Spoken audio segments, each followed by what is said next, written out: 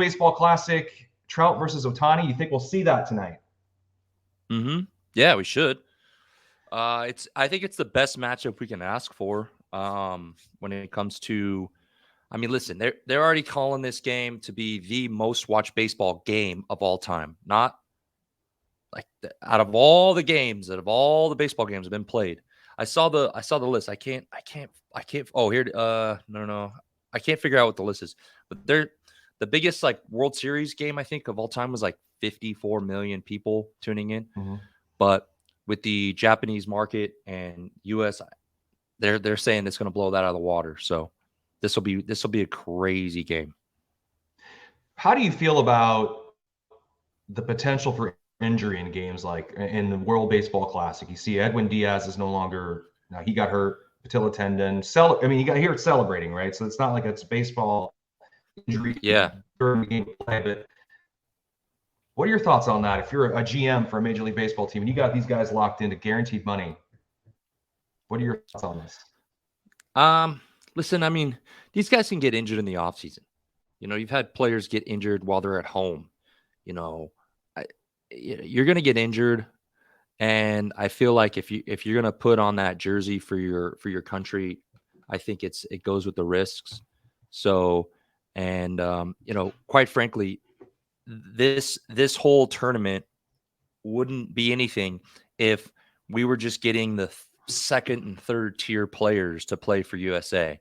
You know, the guys who might not even be starters on teams. So people wouldn't even watch. So the fact that these guys are putting on the jersey, wearing their colors, and it's all of baseball's best players in one area is great for the sport. It's great for TV. It's great for fans.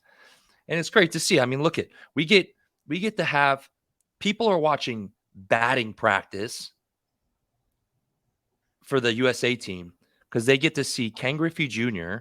still swinging the bat. They get to see him doing the little like chatting with Trout, and they're talking about stances and how and then like they have these batting cage videos with Griffey talking to Mookie Betts about high out, you know, what you should do with this pitch or that pitch. And it's like my generation greatest player, Ken Griffey Jr., now teaching these new generation players, which is so crazy because their eras are so far apart and so different, but the mechanics and everything is, you know, the same, right? And now these days they have all the analytics and all the information, but you still have a guy like Ken Griffey Jr. in there and being like, hey, you know, he was telling Mookie Betts the other day, he's like, hey, if he throws it high and away, just go with it. He's giving you a layup in the sense that you're already trying to lift the ball. If it's high and away, take it the other way, put it in the air. So it's so cool to see. And Griffey taking batting practice was so awesome. He's still got it, you know?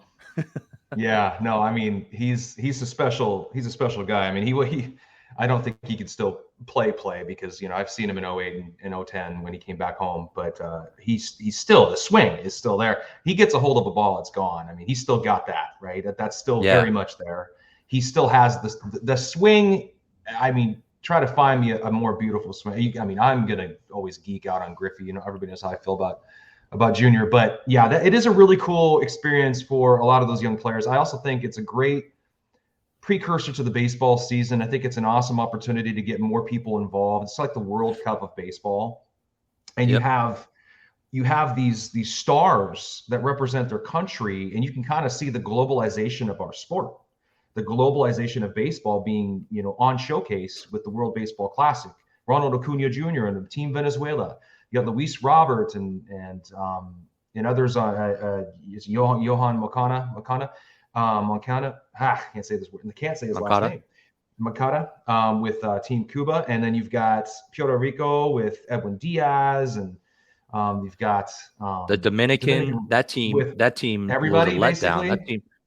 That team has everybody from 1 to 9. Is like that's a scary lineup. Right, 1 to 9. So you got an incredible showcase of where talent is. You got Team Canada with Freddie Freeman. That's about it. But yeah, it's an interesting way to look at baseball and how it's globalized. And sort of, it's not soccer. I get that, but I think it's more global than football. I think basketball and soccer are definitely more of a global sport, but I mean, baseball's right there. Great Britain, I don't know what's going on with the jerseys. I think Oh my Nike God. produced those. Like, it's almost like someone just took a nap and decided, all right, here we go. We only Yeah, got 2 days. We better print them. They found a fifth grader and said, design our jerseys for us. You just put Great Britain on the front. Pretty sad. They would have been better off. They would have been better off just putting the face of the Queen, on the jersey. I'm serious. People would have been like, that's cool. Look at the Queen just like, So terrible.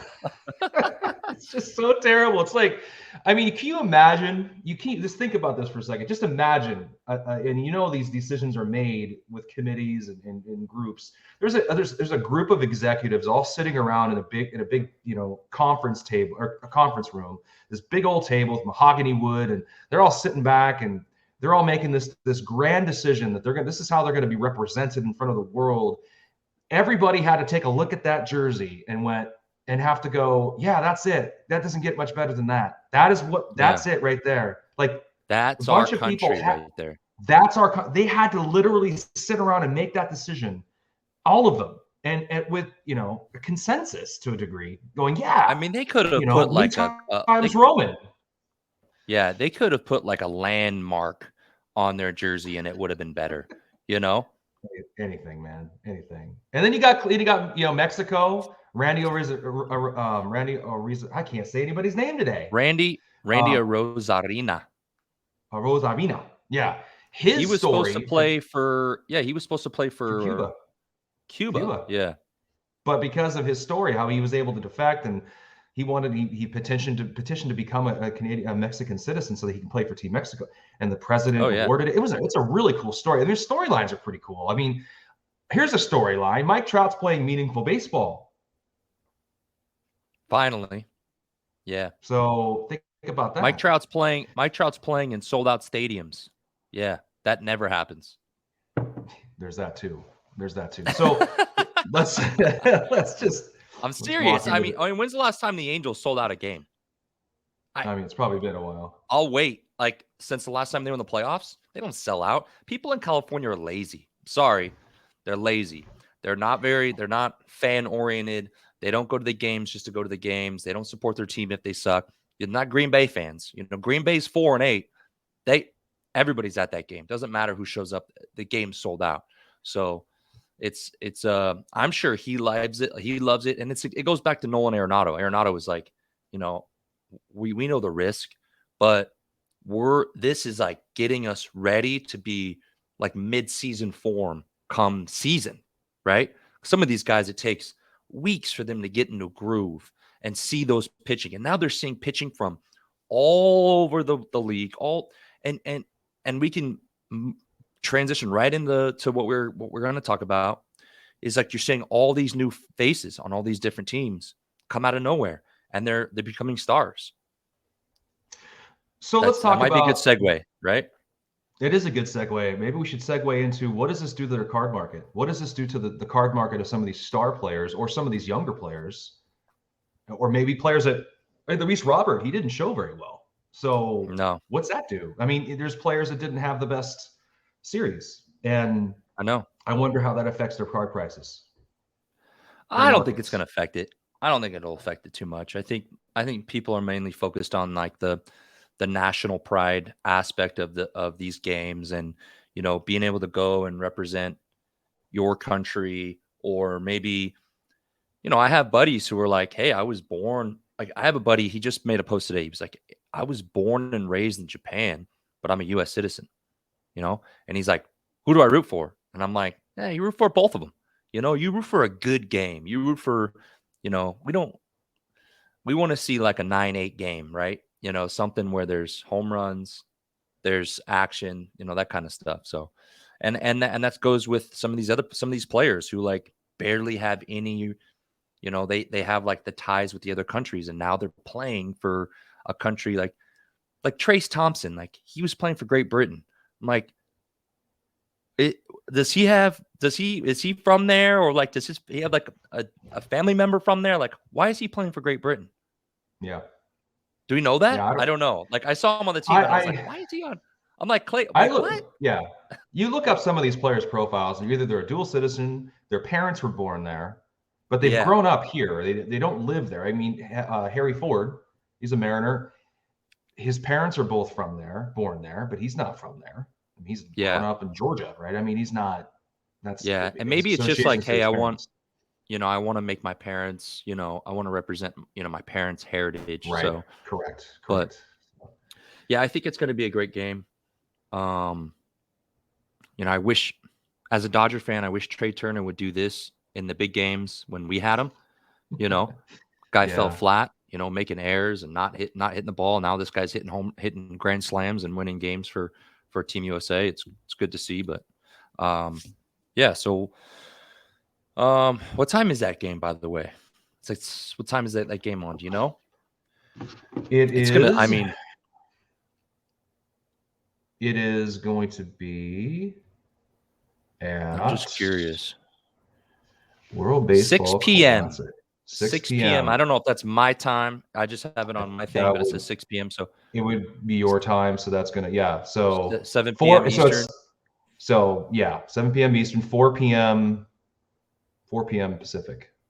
Yeah, it's gonna be a great game. Yeah, it's gonna be a great game. It'll be a really good game. It'll be a good game. It'll be fun to watch. Okay, so let's. Anything you want to talk about today? Anything you want to bring up? Did you want to talk about Roki? Let's talk about Roki. So we're still in the vein of World Baseball Classic. I definitely want to. Okay, so here's something that Mike and I were talking. We were talking about this yesterday. The first Bowman Chrome, and players getting their first Bowman Chrome card, and people like Ohtani. I think Juan Soto didn't even have a first, right? He didn't have a base. He just had autos. He just had the autos. So walk me through why that happens. What happens there? And Roki might be the same thing. He's probably going to jump right into. I don't even know if he'll have like a Bowman card, maybe like whatever that prospect. It'll be like just a prospect card, but then the next set might even just be like his rookie because he might just be right into the bigs. So, but I was reading up on that. So the Japanese, the posting system, they call it, where these players are like available when they can become available and how much the team has to pay if they're willing to relinquish that player to the major leagues. Most of the time, a player is not even available. They have to play 9 years in Japan, and then they can become like an available free agent, international free agent. So for Roki, he's 21. He signed in like 19. So they're saying that he won't even be able to become officially available till 2027 unless the team is willing to cut a deal, basically. And based on that, the teams get an obscene amount of money. I mean, if his contract's going to be probably well over $50 million, they get like 20% of the first $25 million. They get 17% of the next like $25 million. And then anything after that, they get an additional 15%, anything after that. So it's kind of interesting because it's like, does that team need that money? Then they're like, hey, well, this is just one player. We're going to get all this money. Then we can go out and get other players.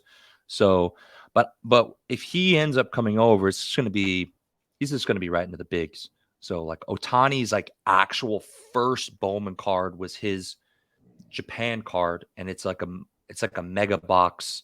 It's the Mojo box, Mojo cards. It's out of a mega, and they sell for tons of money, like good money. So I think that's going to be the same with him. Especially, I was reading. I hadn't even really looked into him very much outside of just recently. So I was reading like he threw a perfect game last year. He threw another game where he threw 8 perfect innings. So I think he could be really, really good. But what is that? That market's like, you got like 6 teams that are going to be in on that guy, right? Because he's just going to be, they're going to get a lot of money out of him. And it's going to be the Dodgers, the Yankees, the Red Sox. Yeah, like it's going to be a big market team. So.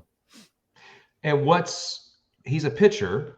I mean, I know Shohei Ohtani has sort of bucked the trend a bit as a pitcher, but he's also a dual player.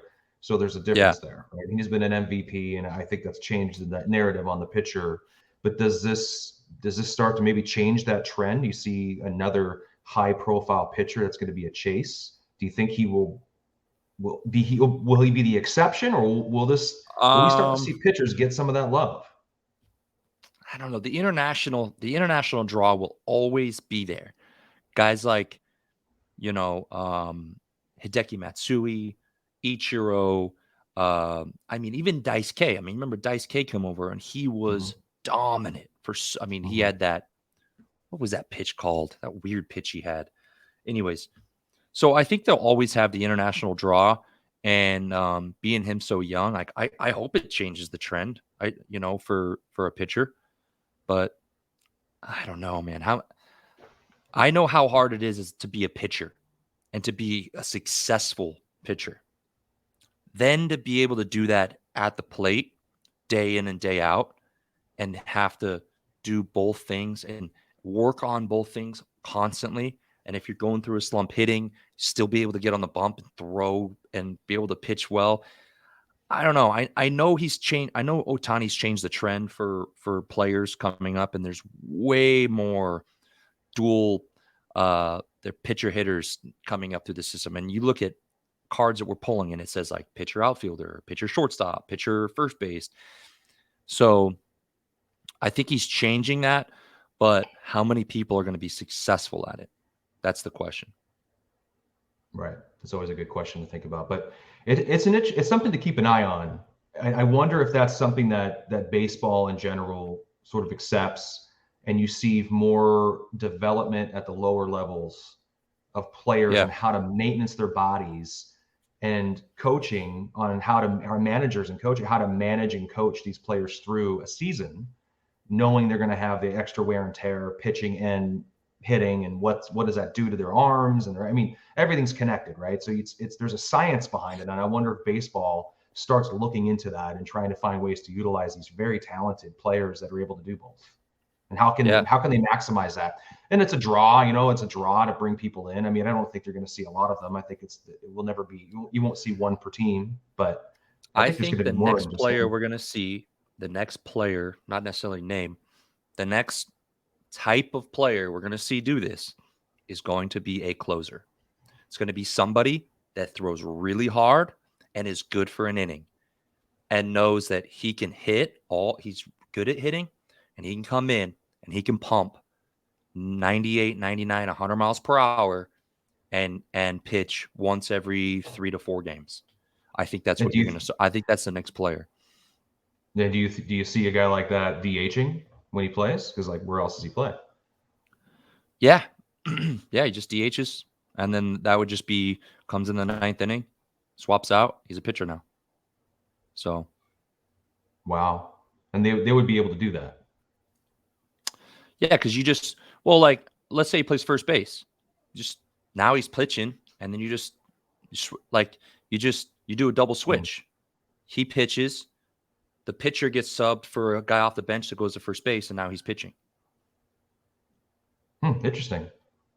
Guys in the comments below, what do you think of that? I mean, is DR just not feeling really good today, or is CC on? I don't know. Maybe I'm out of my mind. He might be on to something. Can you do that? I think you could do that. I think you can. I think you can. I think it's just a lot of moving around to make it. It has to be worth it, right? It has to. This guy's got to be just filthy. Because what if they did this? And maybe I am. I'm not on any medicine, so I'm all about the holistic healing. So I've actually had a jar of honey in cloves of garlic that's been sitting in my cabinet for like 3 months, and I've been taking spoonfuls of that. So, but I think, imagine this: imagine the guy's at first base and he's a closer. It's the 8th inning. You guys are going up the hit. He goes down, runs down, goes in the bullpen. He throws. He's ready in the 9th. Comes in. They do a double switch. He moves to pitcher. I think how it's. He moves to pitcher. Then the pitcher comes out and is subbed for a first baseman that goes to first base. I think you can do that. Yeah. I don't know. I think you could do it. Maybe I'm just talking on my ass right now. Who knows? I think it's an interesting topic. I think, like I said, I'm steadfast in this. It has to make sense. mean, it's got to be an impact player, someone that's worth making that happen. There is a little bit of showmanship to it because you're trying to, you're the traditional baseball fan would be, or traditional baseball guy would be, or gal would be like, well, let's just, why? What's the point? Why would we do that? Why don't we just have a well, guy it's like guys like, you remember Kenley Jansen was a catcher. Yeah. And they only moved him to the pitcher because he was throwing like 100 miles per hour down to second Right. base. Right. So you kind of recognize there's an opportunity. I think what happens if this happens, I think it's because they literally do this at the lower levels. See, high school, college, the minor leagues. Like, it's something that's conditioned into the game versus something that just all of a sudden you just do it at the pro level. I think it's something that's been happening, or that you just do at the pro level. It comes up the system, right? It's something that gets and you learn how to do it, how to manage it. But I think baseball has an ability to evolve. I know our buddy Andrew likes to talk about, the game, marketing itself differently, trying to find a way to become more exciting. These are things that the game can do without messing with the integrity of it, while providing something different and unique that's clippable. That's what our society is about, clips. They want 20, 30-second clips of a player doing something extraordinary that's captured, that can be shared virally. That is what it's all about. So if the game can find ways to incorporate those types of moments into any game, any random game, doesn't have to be playoffs, I think that helps the game in the end. Yeah. All right. We'll move off of that. I have a question. Let's just go on. I'm gonna give you a little question. Let's say the league just totally refranchises, right? Starts all over. Says, you know what? We're going to start all over. Give everybody a full chance. You have the number 1 pick in the draft. It's a full draft. Who are you taking? Who is your guy that you take right now? Active player.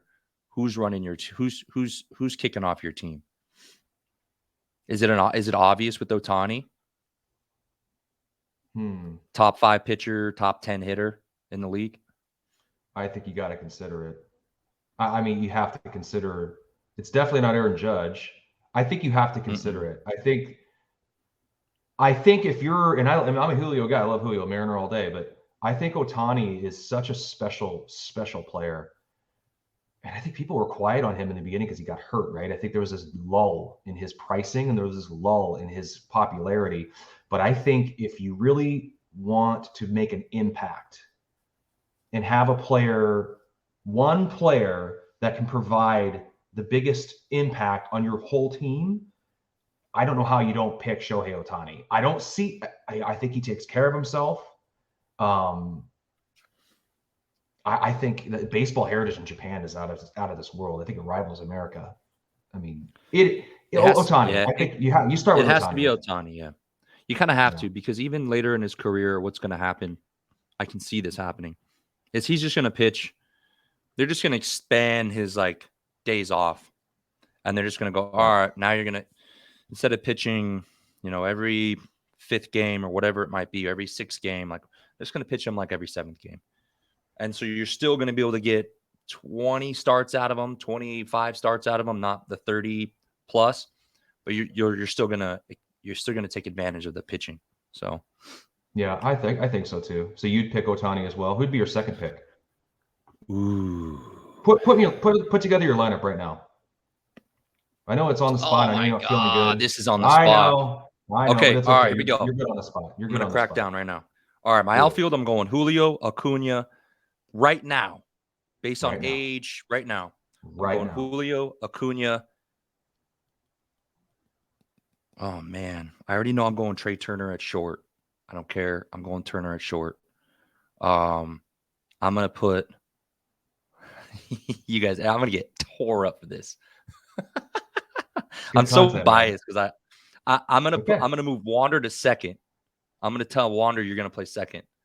Third base, I'm going to go with I kind of have to go with Arenado, right? Oh, I guess.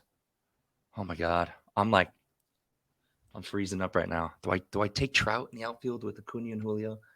Or do I go somewhere else? No, I'm not even going to pick Trout. I won't even go Trout. We're talking youth, right?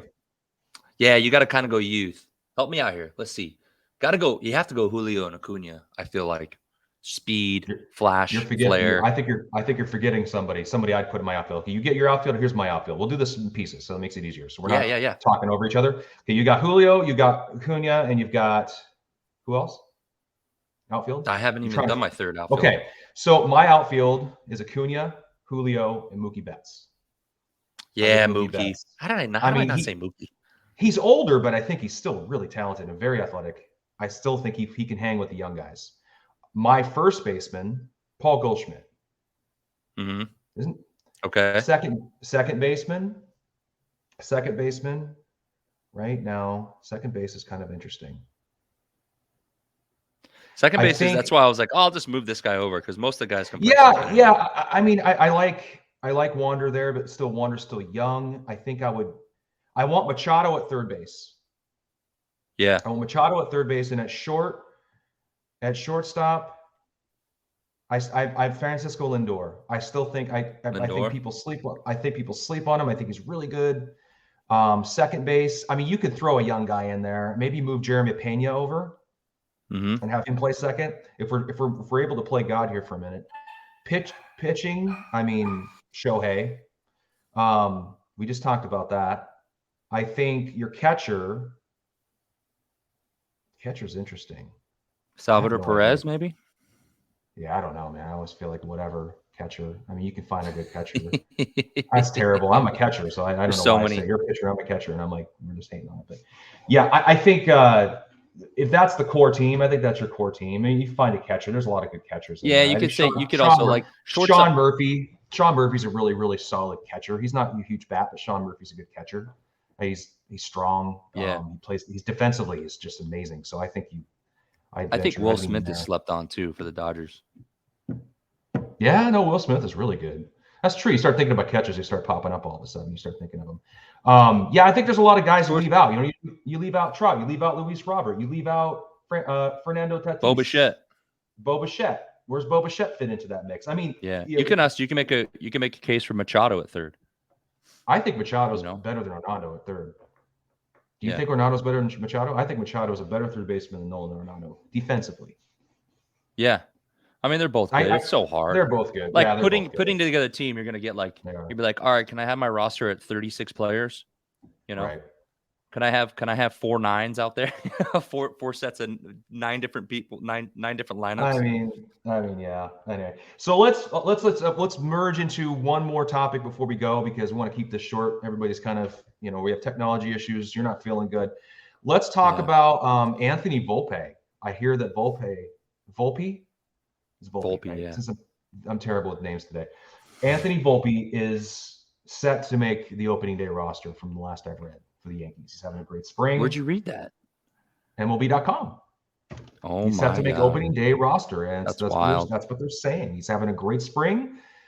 What is it time to move your Volpe cards? Is it time to buy your Volpe cards? Like, what if you're someone, obviously, spend money at your own risk, your own leisure, be smart, prudent, do your due diligence, but if you're listening to DR and DPZ and we talk about baseball all the time, and we think about it and dream about it, love it.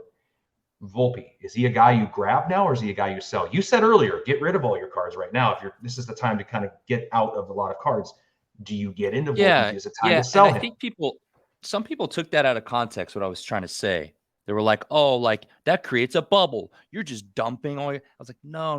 I was saying by like, let's say you have 6 Volpe cards. They're all autos. They're all graded. It's like, you know, in the outside chance that he becomes, let's just say he becomes the next Derek Jeter for the Yankees and he has this amazing career. It's like, just he's so high right now. It's like sell a couple of those cards and then keep the ones that you either really like or they're the true colors. Or you just like, there's a sentimental value because you pulled a card in a break and you're like, hey, I pulled this. I want to keep this. Just do that. Because I think like, don't get caught with the bag. Here's the thing that people get so they lose money because what they do is they go, oh, well, you know, I'm in a hole. Then he's he's this, and I'm going to get so much money out of him, and it's going to keep going up. And people lost their ass when that just does not come true. Everyone thought Luka cards were just going to keep going up. It's not how it works. It's not how it works. So I would take advantage of the market right now with these certain players, cash in on some things, hold some things, and then see how it goes.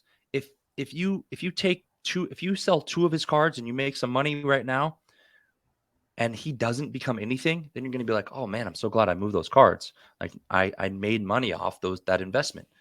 But if you hold the bag, oh, he's just going to keep going up. He gets injured, boom, everything just comes crashing down.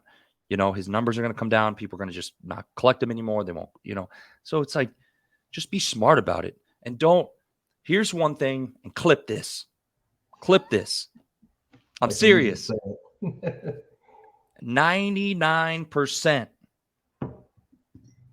of the first offer you get on cards, it's going to be the best offer you ever get. Take that offer. You don't understand how many people that we've dealt with and that we've hit cards with that end up not selling because they're the chat or everybody, oh my God, look at this card you hit. Ooh, it's so big. And oh my God, it's worth $50,000. And then I tell them like, hey man, it's probably like 12 to 15 grand.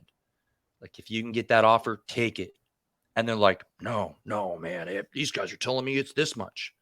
And then that first offer comes in, $20,000. And they're like, no.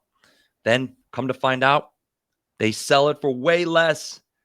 And then they call me like, I should have listened to you. Like, yes, because you not only do you want to sell because the guys that are going to buy on the hype, right? They're buying, oh my God, that card's big. I'll spend a ton on that. And then when they come to find out, it's like that market is so small, nobody has the money to fork out $20,000 cash. Your market for that buyer is so small that you end up just selling it for way less. Or someone goes, I'll give an example. A $20,000. Oh, I have it. This card's worth $20,000. It's like, do you understand how many people are going to fork out $20,000 cash for a card or a wire? Like most of the time, you're going to get, well, I'll give you 8 cash and 12 trade because I have all these cards sitting here, and I'll just dump a bunch of mid to high end cards on you for trade, and I'll get the card. So the first offer will most likely be your best offer.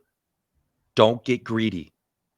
I'm telling you right now, I know friends that have got so greedy and they got kicked in the balls because they got offers. I'm going to give you an example. One example, and then we can call this if you want. Guy hits a card, monster wit, a massive card. He got an offer for $110,000 on the card. He goes, I think it's worth $150. I think it's worth $150. I said, dude, you'll never see this offer again. This card is not worth this much. You'll never see it again. Can't even sell the card for 25 grand now. Take those first offers. Please do yourself a favor and take those first offers. Take money off the table. Folks, this is Daddy Rips on 80%, maybe 50%. Yeah. You guys see our names below us. I'm going to call that the pick to rip. I'm calling the pick to rip today for my friend over here, DR. We're calling that pick to rip is don't be greedy. Take money off the table. Take that first offer. Don't lose out on an opportunity to put some money in your pocket. A lot of people have cards for capital, but I think that's a great way to end it. Your pick for tonight. Who wins? USA, Japan. What you going with? I got to go USA.